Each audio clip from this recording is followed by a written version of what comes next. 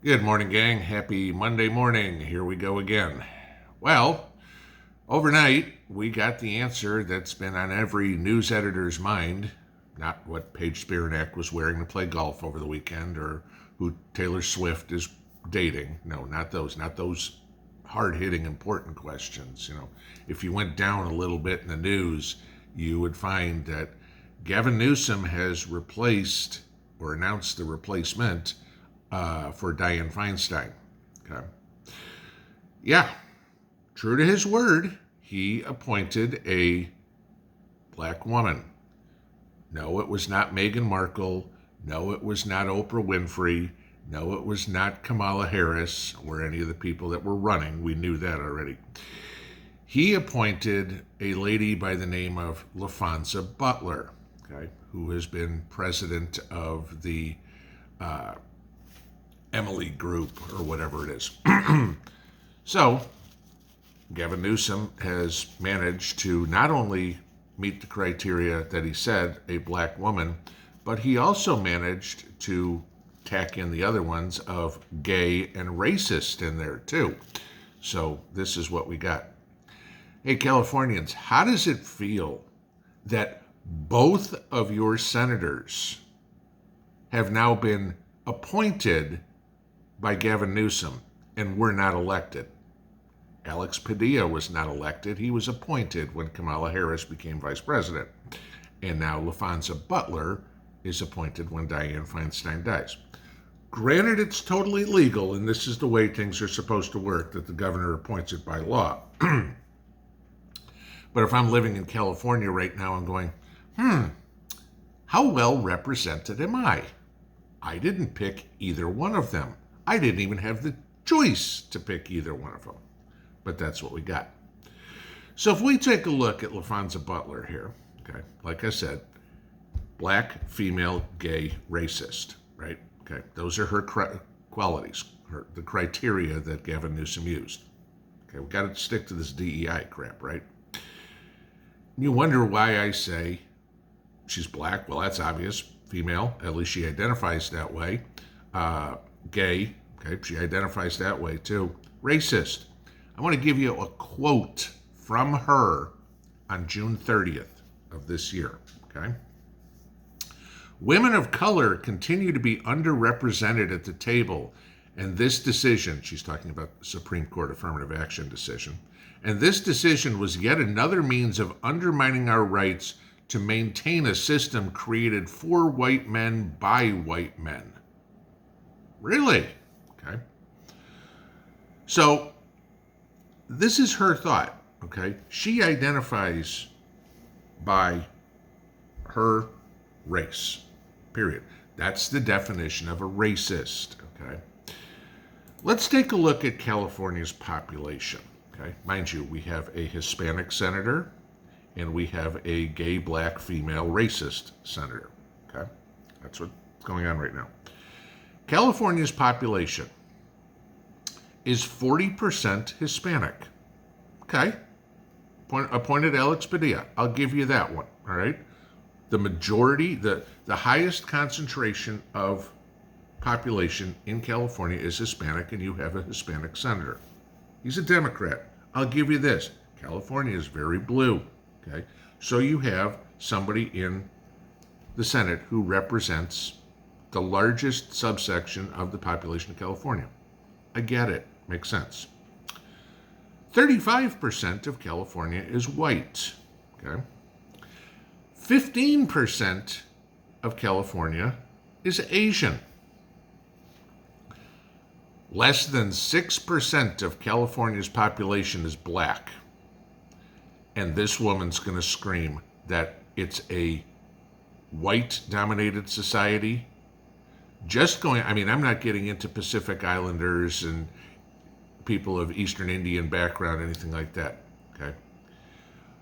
55% of the population of California is either Asian or Hispanic. Those would fall into people of color by your definition, I believe, correct?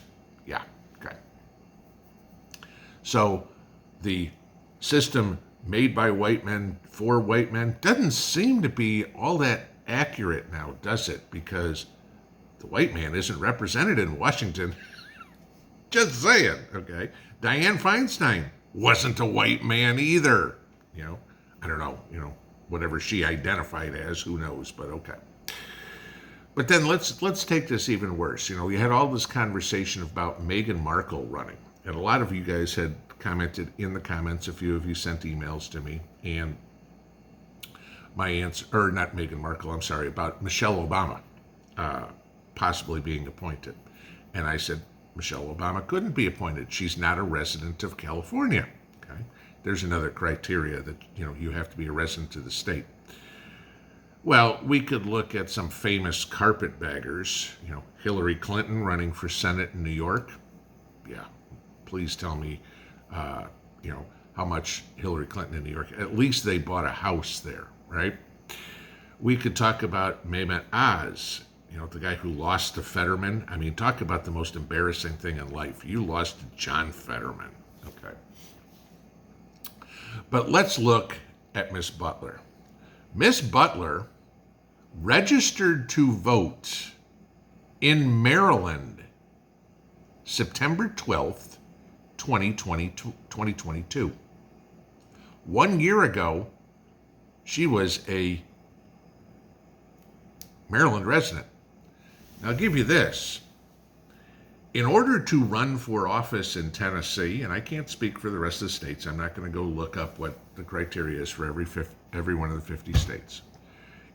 As you guys have known, if Chuck Fleischman would have still been my representative, if we wouldn't have had a change of districts and we got Tim Burchett. If Fleischman was still my representative, I was planning on running against him. Not that I would have won, but I'd have made his life hell. But Tennessee requires you to live in the state for at least 3 years before you're eligible to run for office, before you're eligible to hold office, state or federal. What's California's law? Because obviously, if she registered to vote on September 12th, 2022, and then who knows if she moved on September 13th, okay, at that point, if she moved to California on September 13th, the day after she registered, what does that mean? She's got 56 weeks as a California resident? Okay. Somebody please explain to me how she's even eligible to hold that position. Okay. This is typical. How well are we represented? This woman does not represent a majority of the population. Not by her color, not by her sexual preference, and not even because she's feasibly allowed. Oh, but wait, she's a Democrat. Meeting the criteria to hold office has never really been any sort of reason to do it. Hey, you can be born in Kenya if you want, still become president, right? This is what we got, okay? And this is the woman who's going to be holding the seat, keeping the seat warm, but being a vote for, stuff like Ukraine funding here, or any of these drag shows. Yeah, okay. This is what we've got. The DEI selections have worked so well so far. I mean, Karine Jean-Pierre and Ketanji Brown Jackson, they're doing such a great job in their roles, I don't know, I'm not talking about that. Jean-Pierre's great answers, at least it's better than the let me circle back to you. And then, of course, Ketanji Brown Jackson, I have to recuse myself from this case, I have to recuse myself from that case, because, I'm not eligible to litigate or to hear litigation on any sort of Supreme Court case, but I'm a justice, But hey, at least she ain't Merrick Garland, right? This is what we have. There are, Newsom could have picked from a plethora of women of color, of black women, if that's what he wanted to do. Even if there's only 5.6 to 5.9% of the population in California is black, and let's say it's 50-50, So that means somewhere between 2.5% and 3%, somewhere 2.75% and 3% of the population of California are black women. You think you could have at least found one that was a resident, right? Okay. This is such a reason why I tell everybody, why I beg you guys, and I know there's somebody who go, why do I vote? It doesn't matter. Well, in California, they're proving that right now because the king is just picking whoever he wants to be on the court. But this is why it's so important to pay attention to what's going on and to elect people that have the best interest of everybody. I didn't care if he picked a black woman, that's fine. I don't care if he picks a Hispanic woman, that's fine. Don't make that the criteria. If the black woman, if the Hispanic woman, if the gay man, whatever, I don't care, is the most qualified for the job, great, appoint them, okay? But you can't tell me that because she was black, or because she is female, or because she is gay, those qualifications take precedence over, I don't know, her knowledge of the Constitution, maybe.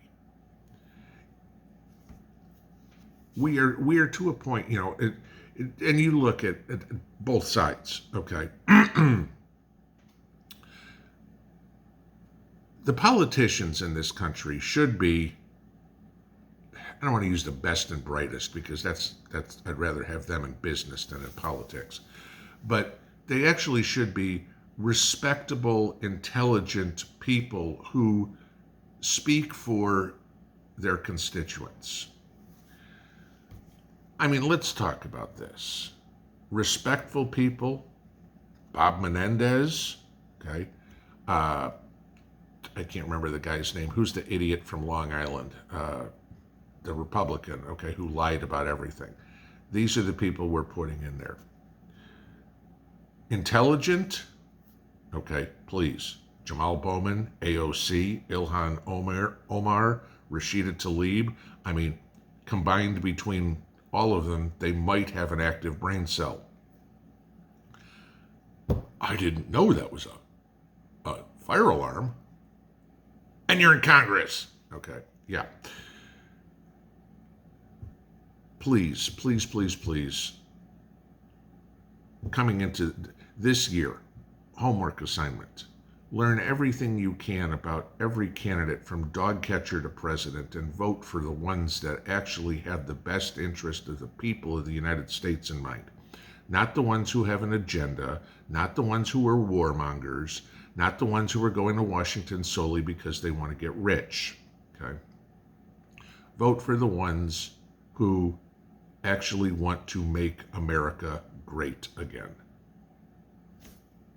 Pinball out.